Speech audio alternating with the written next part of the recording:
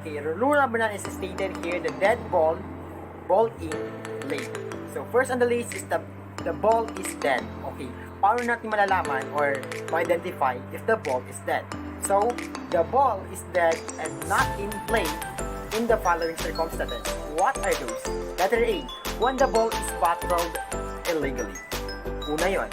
So, pangalawa, when the batter steps from one box to another, when pitchers is taking the signal or appears to be taking the signal from the pitcher's plate.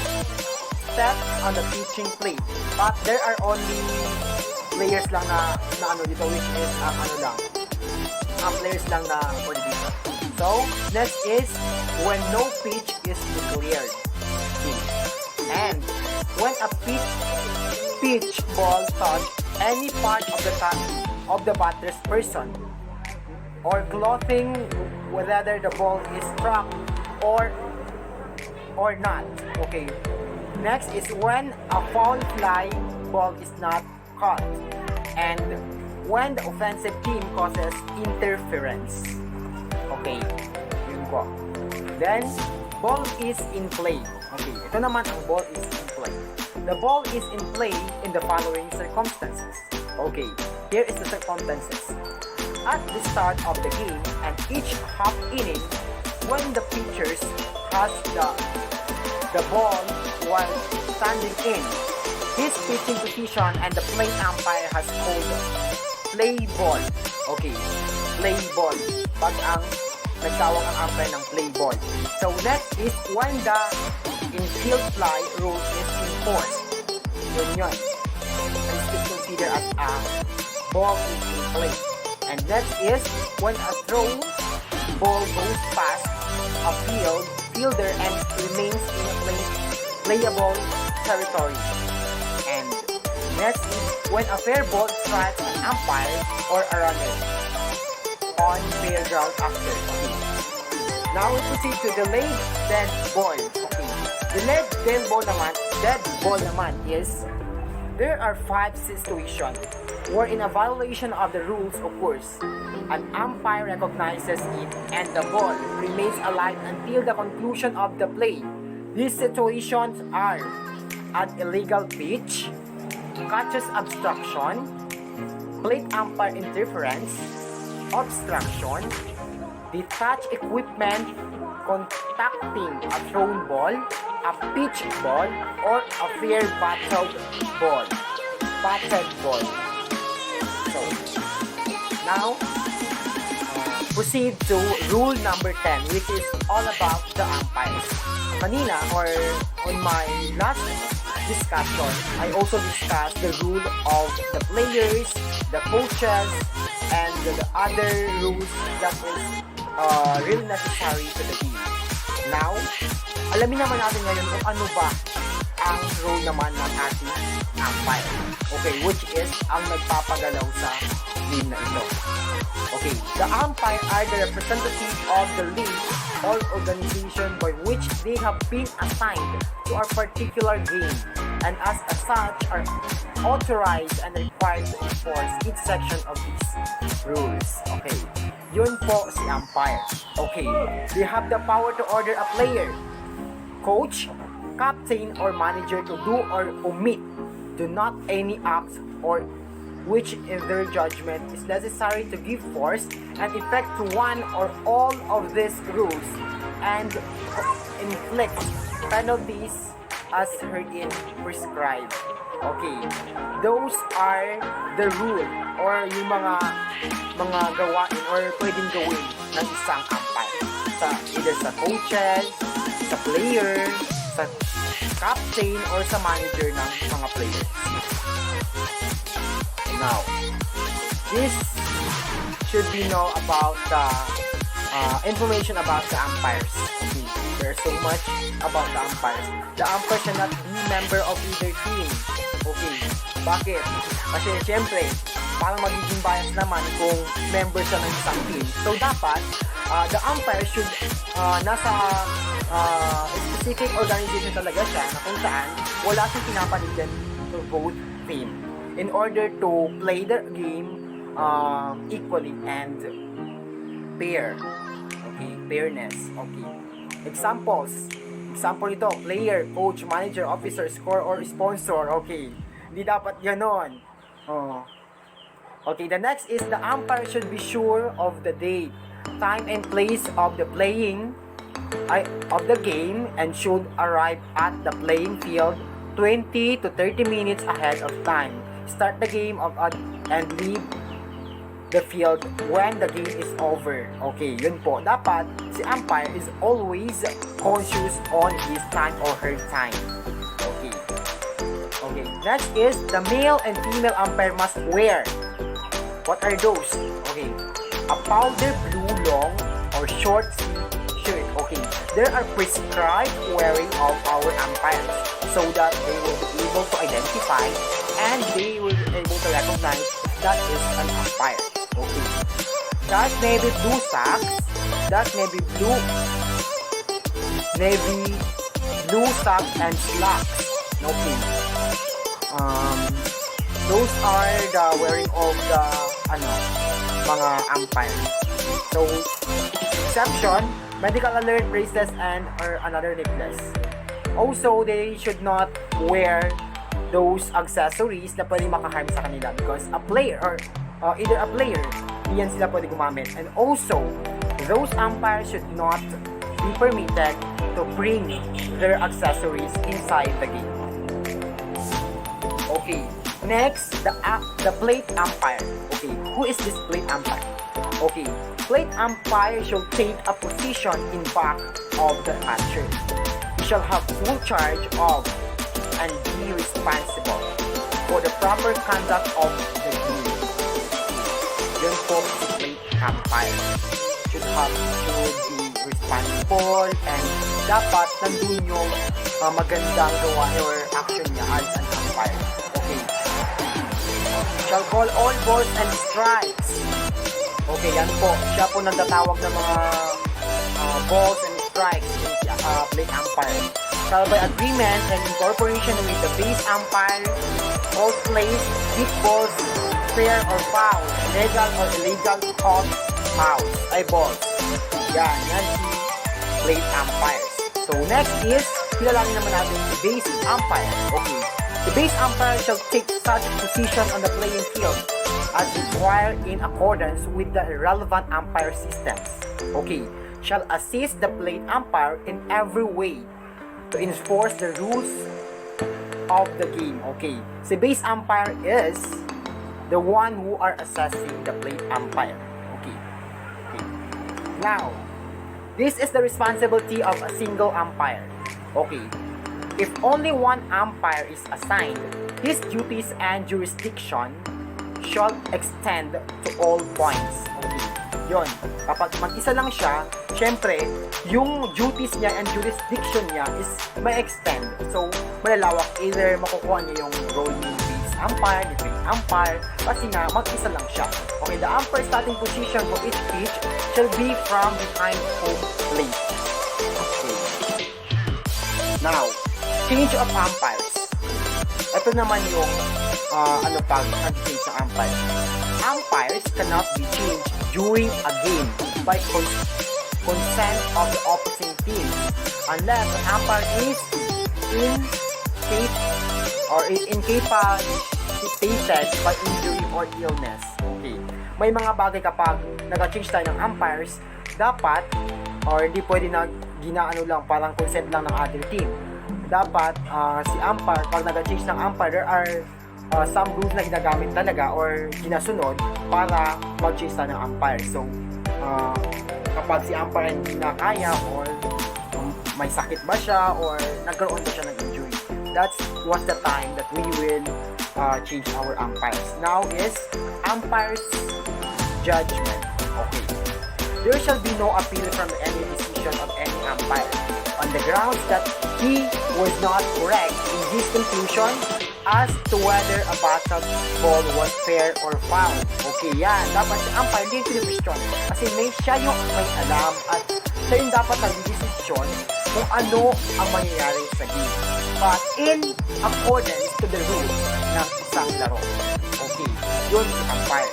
Okay, a runner safe or out. a pitch ball or strike or ball, or in any play involving accuracy or judgment. Okay, si umpire ang may karapatan ng judgment sa mga judgment na yun. So, now, we proceed to the signals. Kailan ba yung mga signals na yan? At ano ba yung mga signals? What are those signals? Okay. Letter A is to indicate that play shall begin. Okay. Or B, resume. The umpire shall call play ball. Okay. One of the signal is to begin or resume the game is the umpire should call play ball. And at the same time, motion the pitcher to deliver the ball. Okay. Next is a strike shall be indicated by raising the right hand upward, indicating the number of strikes by the fingers and at the same time calling. Okay, yun po. Next is to indicate a ball, no arm signals is used. Oh, yan po kapag ang signals ng ball is walang ginagamitan ng kamay. Okay, to indicate the total count of the ball and strike, the ball are called first. Yun pala. Now, next is to indicate a foul. The umpire shall call foul ball, foul ball, and send an arm horizontally away from the diamond, according to the direction of the ball, or according to the direction of the ball. Next is to indicate a fair ball. The umpire shall extend an arm toward the center of the diamond using pumping motion. Okay, next, to indicate a batter, yun na yun siya. Ito na yung mga indication of the signals. These are those signals which is indicated as the out, ang safe, delayed, play, dead ball, trap ball. Yan po ang mga signals. Okay. Now, suspension of play. When is the suspension of play? If an umpire may suspend when play is in judgment condition justified such as action. Okay, what are those? Play shall be suspended whenever the play umpire leaves his position to brush the play or to perform other duties not directly connected with the calling or play of play. Okay, the umpire should suspend play whenever a batter or pitcher steps out of position for legitimate reason. An umpire shall not call time after pitcher has started the wake up. Okay? At an umpire shall not call time while any play is in progress. Siyempre, kapag during the play, hindi naman pwede tawagan yan kasi nandun yung tinatawag natin na continuation of the play. Okay, in case of injury, except in the umpire's judgment with a serious injury, put the player in danger. Yun lang. Time should not be called until all players' progress have been completed or runner have been held at their base. Okay.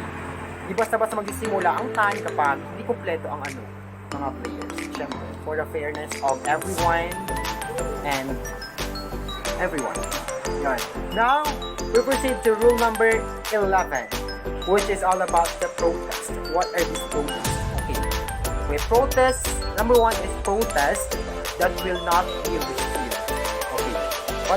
What are those? Protests shall not be received or considered if they are based solely on the decision involving the accuracy or judgment on the part of an umpire. Okay, of the term lodging the protest won the game. Okay, next protest is that will be received. Yun po. Note, protest for the above must be before the next pitch or before all infielders have left fair territory or if on the last play of the game, before the umpires leave the playing field. Okay, marami yan sila. There are protests involving judgment and interpretation of rule, notification, intent of lodger protest. Yan po sila, the time lodge and official protest. Yan yung mga mga protest natin. For rule number 11. And next is information required for written protest. Ano nilalaman nito? The formal written protest shall contain the following information. What are those? the time and place of the game. Yun siya. Okay. Also, the name of the umpires and scores. Ito yung mga dapat o siguraduhin or required na information ng mga protest. So, the rule and section of the official rules, local rules, under which the protest is made. And last one is the decision and conditions surrounding the making of the decision. Okay.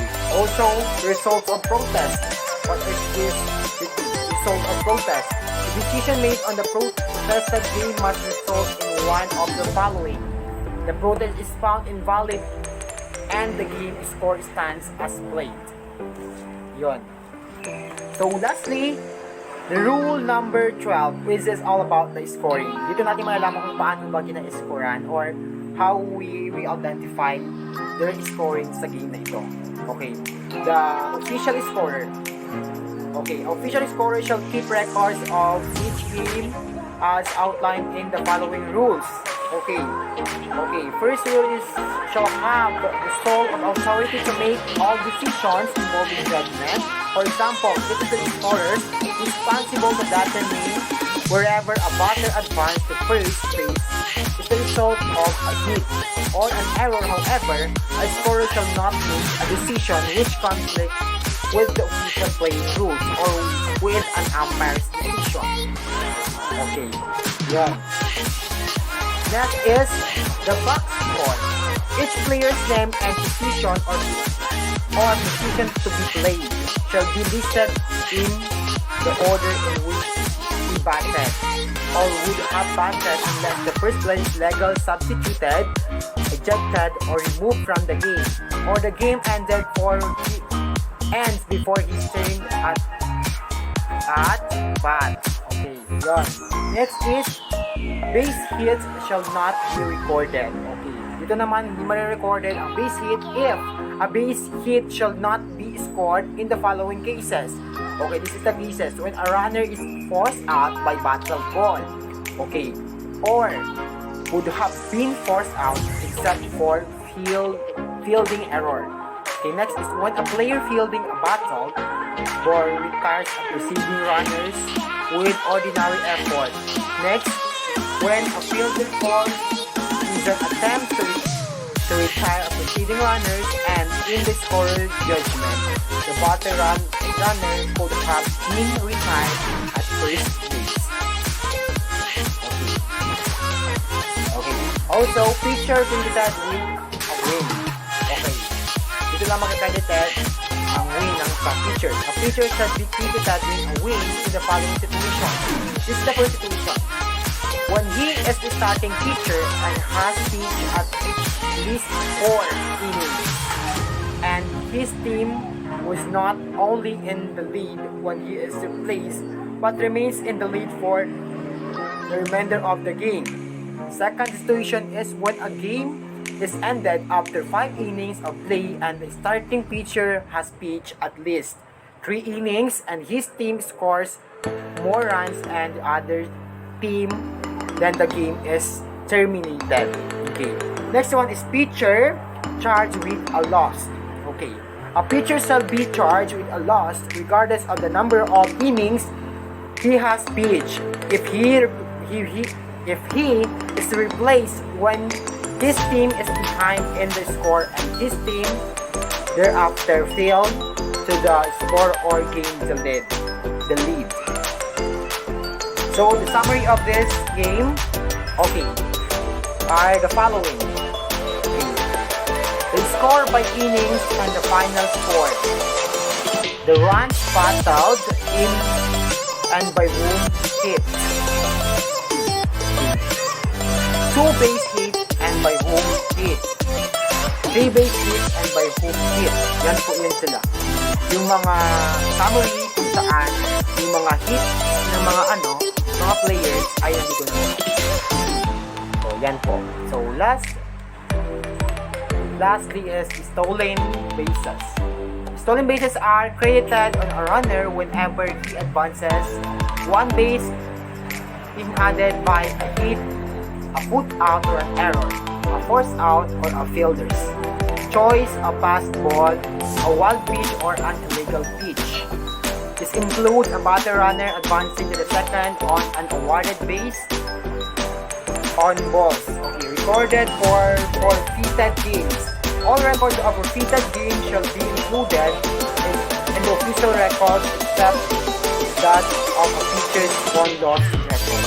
Yan po sila. This will end my discussion about the rules and regulation of the game softball. So, thank you for listening and God bless us all.